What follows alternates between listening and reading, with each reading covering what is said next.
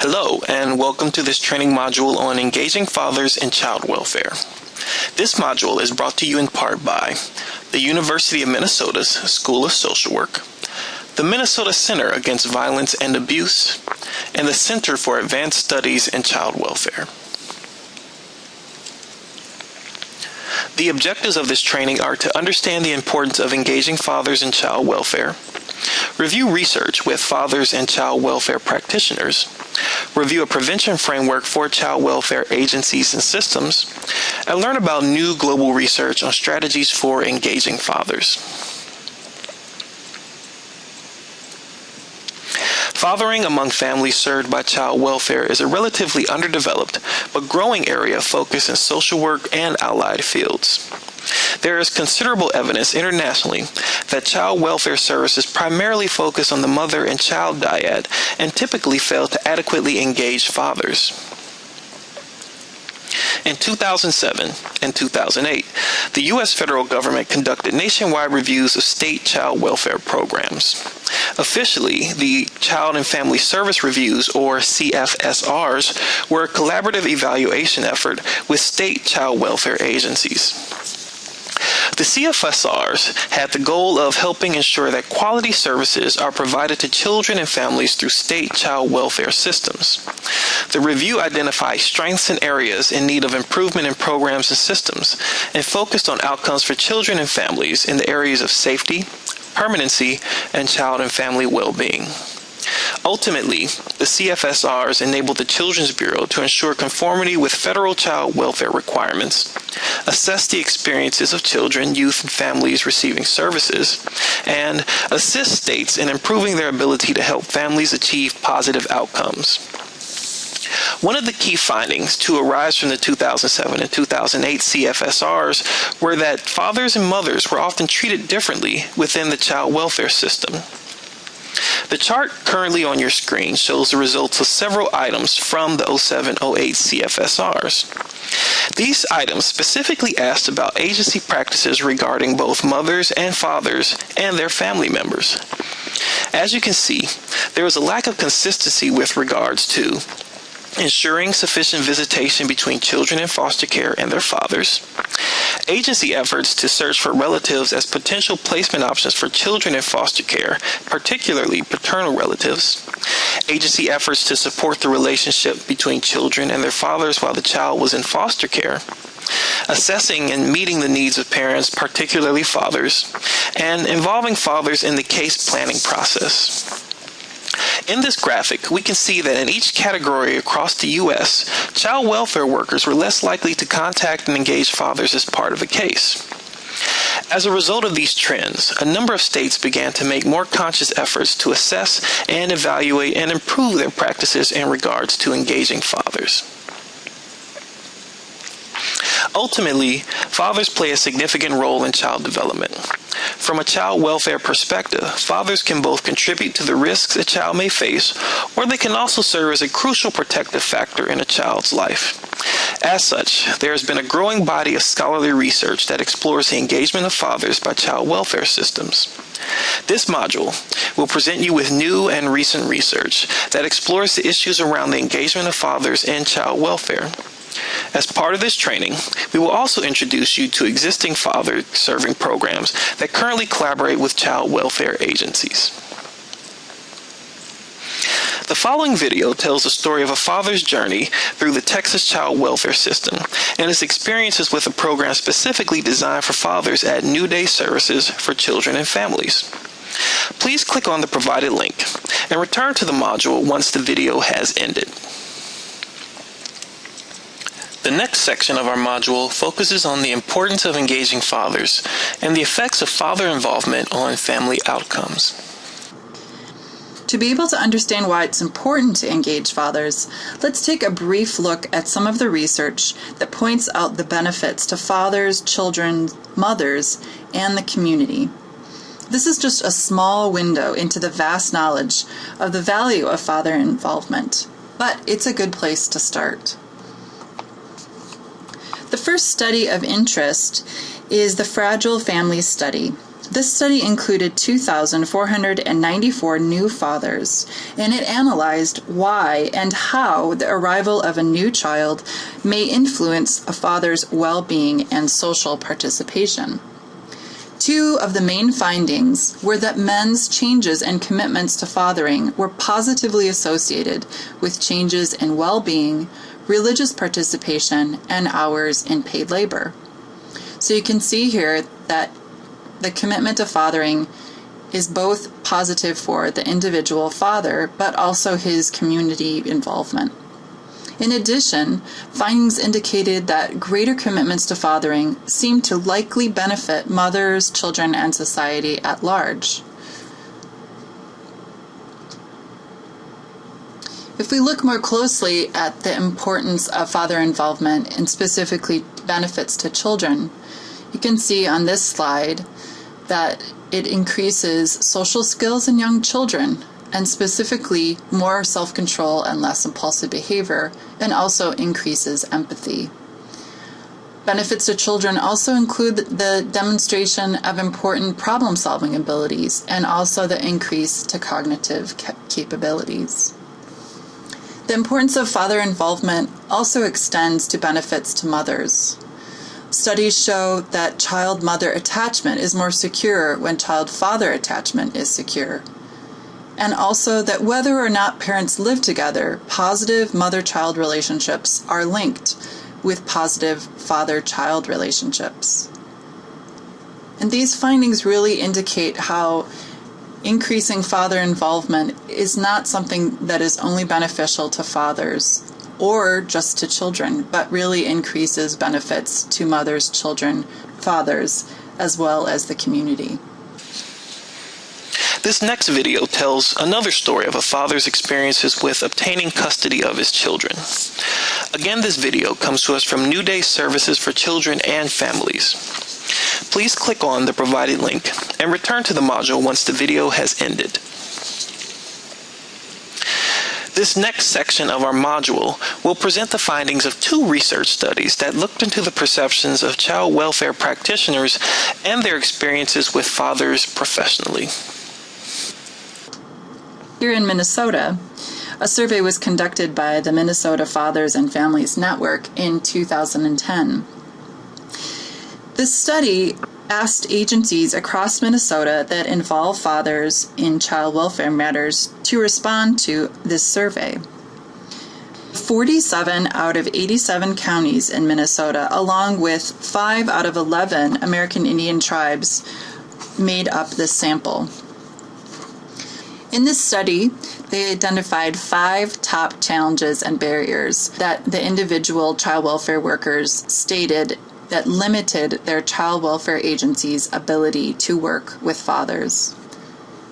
One was locating fathers. They found difficulty in that. Second was gatekeeping by mothers. The third, overcoming fathers' lack, an inability or ability and interest to be involved. Fourth, to the difficulty in identifying fathers. And last, the lack of paternity establishment. Another part of the survey asked child welfare professionals to consider the question of barriers and challenges of accessing child welfare services from the perspective of fathers. The responses to this question fell into 3 main categories. The first was fathers' own barriers and lack of interest. The second was caseworkers' late involvement or non-involvement of fathers. And the third was lack of resources for supporting fathers. This study really indicates that the complications of understanding what child welfare workers or child welfare professionals, their own experience of the limitations of engaging fathers, as well as their perceptions of fathers' barriers. In 2006, the Urban Institute, under contract with the Office of the Assistant Secretary for Planning and Evaluation of the U.S. Department of Health and Human Services, issued a report on child welfare agencies' efforts to identify, locate, and involve non-resident fathers in the child welfare process. This report, entitled "What About the Dads?", reviewed 1,958 child welfare cases with children who were removed from homes where their biological father did not reside. As part of the study, there were 1,222 telephone interviews conducted with the child welfare caseworkers involved in these cases. Findings from this report showed that 88% of non-resident fathers were identified by the child welfare agency. However, only 55% of non-resident fathers were contacted by the caseworker. The workers also reported that only 30% of the non-resident fathers visited their child, and only 28% of non-resident fathers expressed an interest in assuming custody of their child.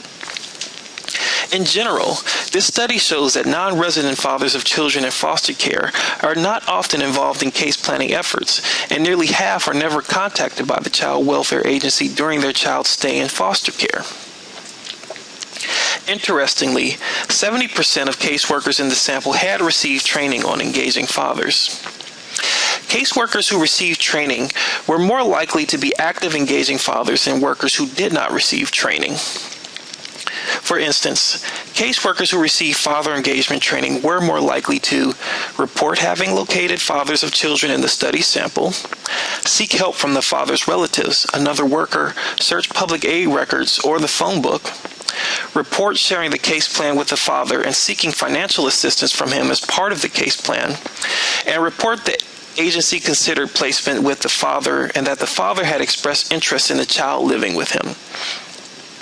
As a result of these findings, the authors of the report issued a number of recommendations for child welfare agencies. First, they recommended that agencies search for non-resident fathers early in the case. Second, provide guidance and training to caseworkers on identifying, locating, and involving fathers. Third, examine whether services offered to fathers are designed to engage fathers.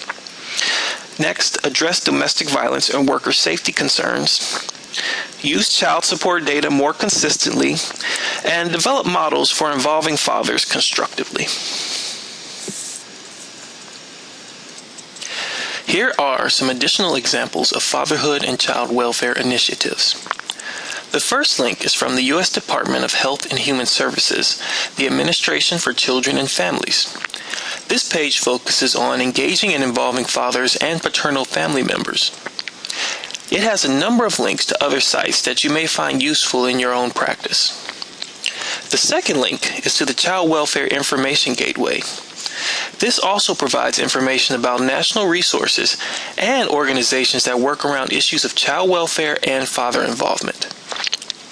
Please pause the module and take a few moments to review the many documents and resources available on these pages. Once you have finished your review, please press play to continue the module. The following video tells another story of a father who participated in a program for fathers that was funded by the Health and Human Services Children's Bureau Division. Please click on the provided link and return to the module once the video has ended. Please pause the module and take a moment and reflect on the following questions. What do you think are the challenges or barriers that limit child welfare agencies' ability to work with fathers? And secondly, when you think about the barriers and challenges of accessing child welfare services from the perspective of fathers. The previous section of this module reviewed research with child welfare practitioners and their views on engaging fathers. It is also important to understand the needs of fathers from fathers themselves. This section of the module will review the results and findings of a new study conducted by the Minnesota Center Against Violence and Abuse at the University of Minnesota's School of Social Work. Dr. Jeff Edleson was the primary investigator. This study aimed to examine the supports and challenges for new and expectant fathers, as well as what kind of formal support interventions would be desired. The study conducted 6 focus groups with fathers from 4 different programs and had a total of 47 participants.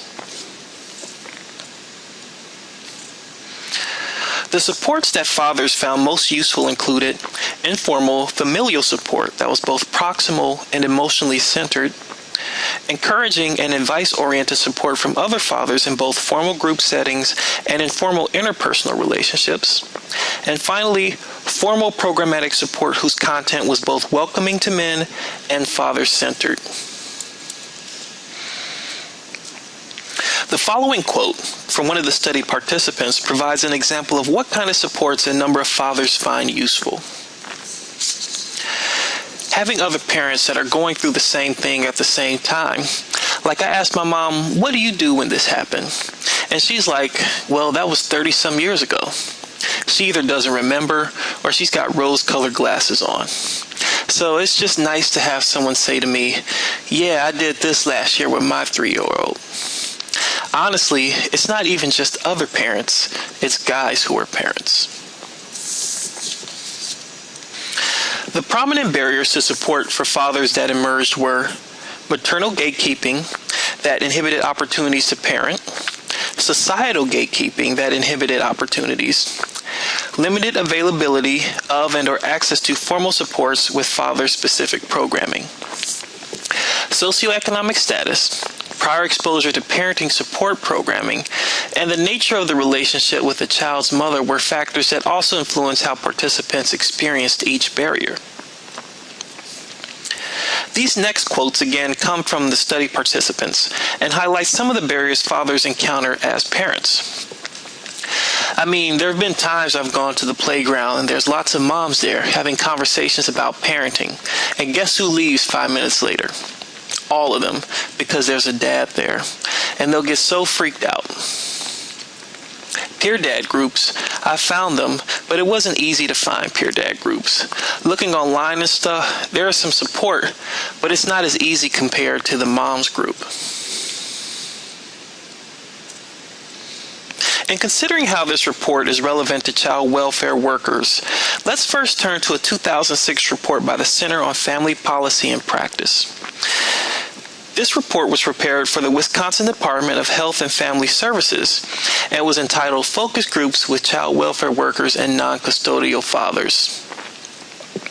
One of the primary recommendations of the report was to facilitate and encourage communication and collaboration between state child welfare agencies and local fatherhood programs. On page 34 of the report, the authors note that, quote, in order to adequately provide for their children, some very low-income fathers need education, services, and support. Our general social welfare system does not provide services to men unless and until they have custody of children, and most fathers do not have custody of children. Fatherhood programs have been created to fill this gap in services. Child welfare agencies can support the service provision by providing referral to fatherhood programs for the fathers connected to their system and by exchanging information and training with those community-based programs. Taking these recommendations into consideration, we can begin to see the many ways in which this research can help child welfare practitioners identify services that will support fathers.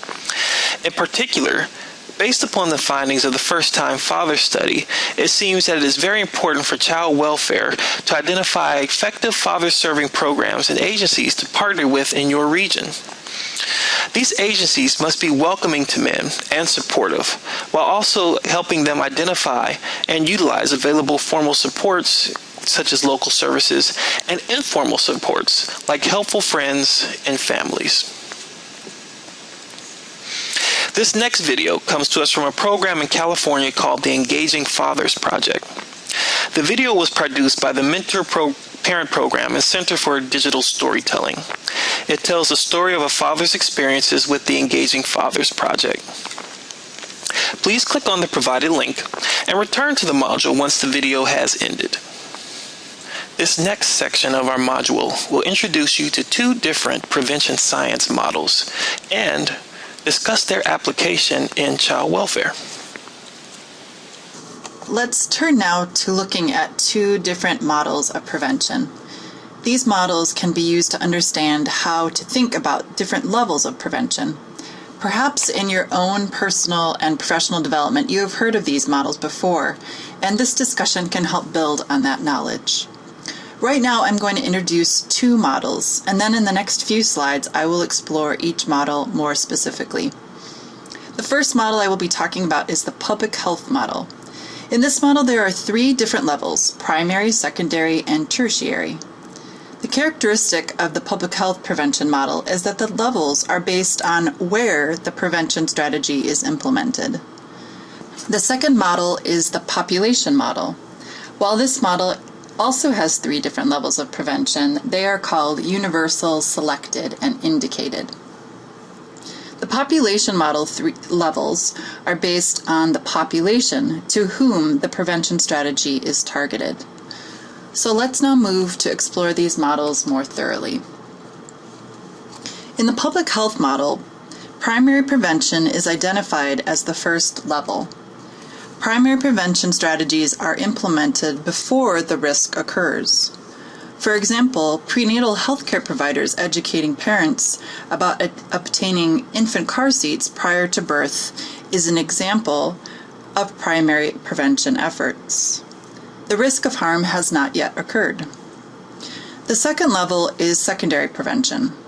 Here, the strategy takes place where risks have been identified in a particular group, such as higher risk levels in particular communities with specific diseases such as diabetes. The prevention effort is then targeted to reach those particular groups to decrease the likelihood of prevalence. And last is tertiary prevention. It is understood as a strategy that is implemented after the targeted risk has already occurred. One example of tertiary prevention is batterer intervention programs, or BIPs. This is an intervention for men who have previously been violent with a child and/or partner. As stated earlier, the key to recognizing the three public health model levels is that they are based on where the prevention strategy is implemented.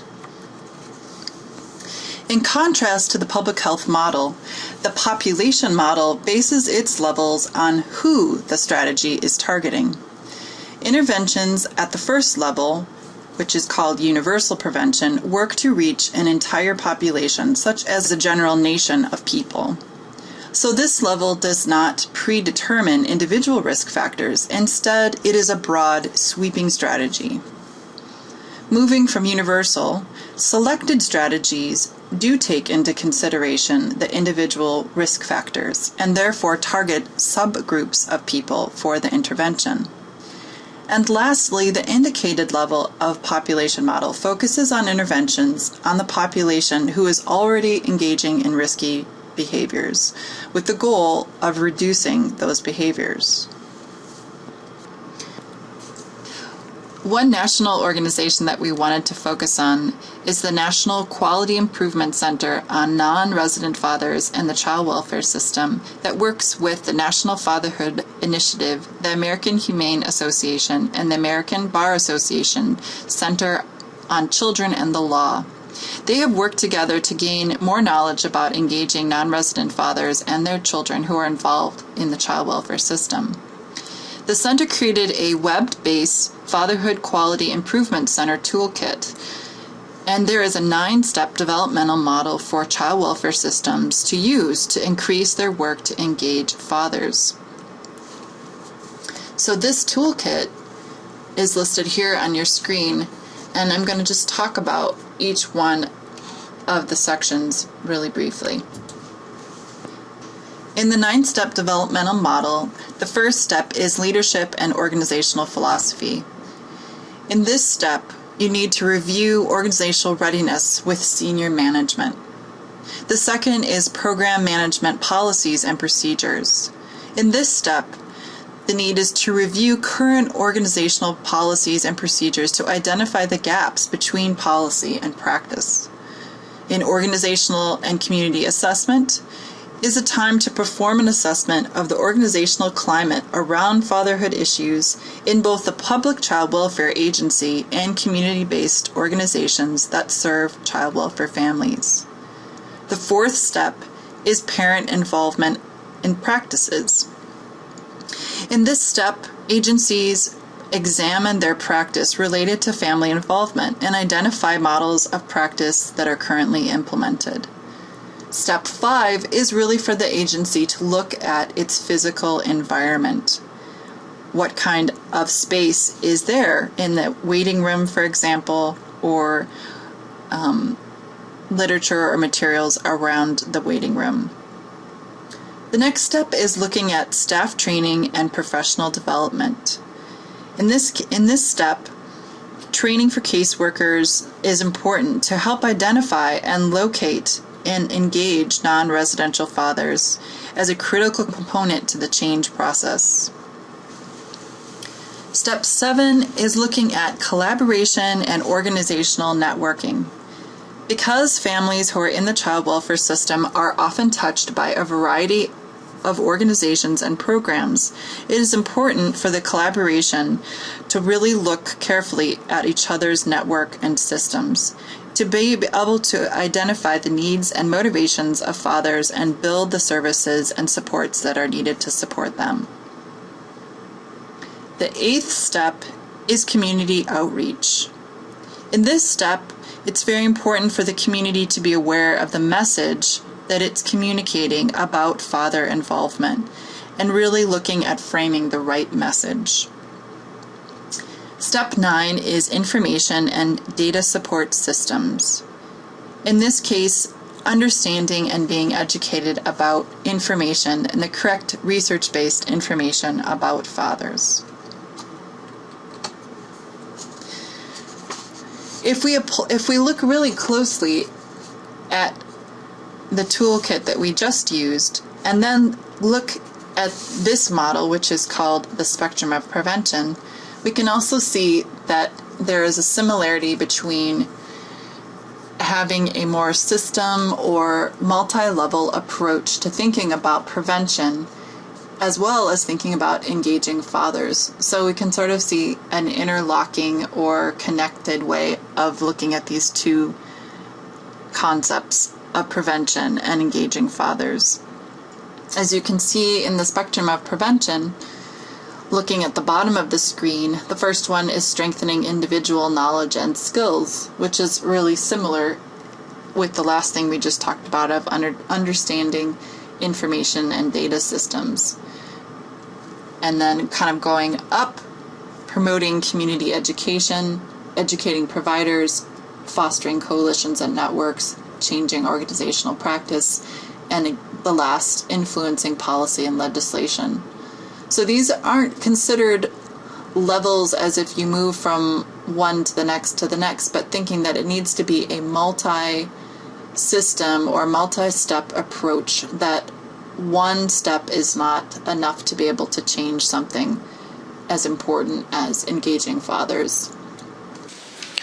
This next video discusses the importance of father engagement in preventing violence and abuse. It features a number of experts on father engagement and domestic violence. It also provides information about another father engagement program called Caring Dads. Please click on the provided link and return to the module once the video has ended. This next section will introduce you to a new study on a number of international programs and agencies that specifically look to engage men with their work. This section will talk about the findings of that study and discuss how it can relate to child welfare. Another source for evidence about how to engage fathers comes from a study that looked at engaging men in a global context. This study was conducted by the Global Research Program on Mobilizing Men for Violence Prevention, a collaboration between the University of Michigan, the University of Minnesota, and the University of Washington at Tacoma. Professor Jeff Edleson is the primary investigator. The purpose of this study was to understand the strategies organizations use to engage men in violence prevention. Although the focus of the organizations differs from child welfare, some of the key strategies can be translated to our discussion as they connect to the important goal of engaging fathers. The study that I will talk about had participants that included 21 men and 8 women from 17 different countries spanning the globe. There are 2 main areas of findings. The first is strategies for the initial engagement of men and boys. Again, in this study, the target participant were representatives from organizations who engage men in violence prevention. When organizations talked about what strategies they used to engage men and boys, they identified several key strategies, including intentional invitation, enlisting ambassadors, creating concrete opportunities, accessible entry points, and reasons for engagement. Right now, we are going to focus on the last theme, what organizations identified as reasons for engagement. Although when we interviewed participants, we did not ask them to share why they thought men had become engaged in violence prevention efforts, 6 participants from Africa, Australia, and North and South America spontaneously described these reasons. And for these organizations, it was their understanding of the men's reasons that shaped their way the organizations recruited men the way they did. What they found was that fatherhood was the most common response. This finding points to the motivating force that fatherhood plays and has in the decision of men to become engaged, not only in making individual change, but also taking part in making social and political change to end such a complicated issue as violence against women. To illustrate this finding, I will read a quote from one of the study's participants from Australia. Absolutely, fatherhood. It's the way to hook men in, because the way men always talk about wanting to be good dads. When we talk about family of origin things, it's really moving. I think often that's the thing that moves men. The next main area of findings from this global study was principles for deepening men and boys' engagement in violence prevention work. This differs from strategy as it expresses what the guiding principles organizations used to help men take on the work of violence prevention in a more active and ongoing capacity. There were 4 main themes in this finding. The first was the need to move the work from beyond one-time workshops. The second, to have the work be rooted in the community in order for it to be sensitive to a particular group of people. Third, to approach the work from a hopeful perspective or approach to men. And finally, to instead of talking directly about violence, to begin the dialogue with the topic of relationships and power. The finding we will focus on is the theme of hopefulness about men and boys. Organizations describe the work of engaging men as being grounded in the overall principle of hopefulness about men and boys. When participants talked about this principle, they used words like honor, respectful, and non-judgmental. This is in contrast to approaching men with the language such as deadbeat dad or perpetrator, which can lead to a more negative and pessimistic approach. Instead, this hopefulness about men and boys described by participants ranged from men's general goodness to their ability to change, to be inspired and mobilized for change in larger systems. So how do we translate this and these findings into practice for engaging fathers in child welfare? First, we find that the finding that men become engaged in social movements, such as ending violence against women, are connected to issues such as poverty, gender equality, and HIV prevention, to do so because they are motivated by their experience of fatherhood. And secondly, the evidence suggests the importance of approaching fathers or soon-to-be fathers from a hopeful place. As practitioners, policymakers, and researchers, we can believe in fathers' strengths and honor what they bring to their relationships and potential relationships with their children. Also, we can recognize that men who want to change can change. This hopeful perspective can help child welfare professionals see the possibilities of engaging fathers despite the known challenges. This final video provides an example of an innovative program that develops support services with and for fathers in the UK. The director of the Seychelles Children and Family Center gives an overview of their services and accomplishments with dads. Congratulations, you have completed this module. Being mindful of the engagement of fathers in child welfare can potentially lead to better outcomes for children, mothers, and fathers as well. As we have shown throughout this module, the role of fathers in the achievement of the primary child welfare goals of child safety, permanency, and well-being has been increasingly reported on in both research and practice. Hopefully, the contents of this module have provided you with the necessary information to inform and support your practice with fathers. Please complete the following quiz in order to complete this module.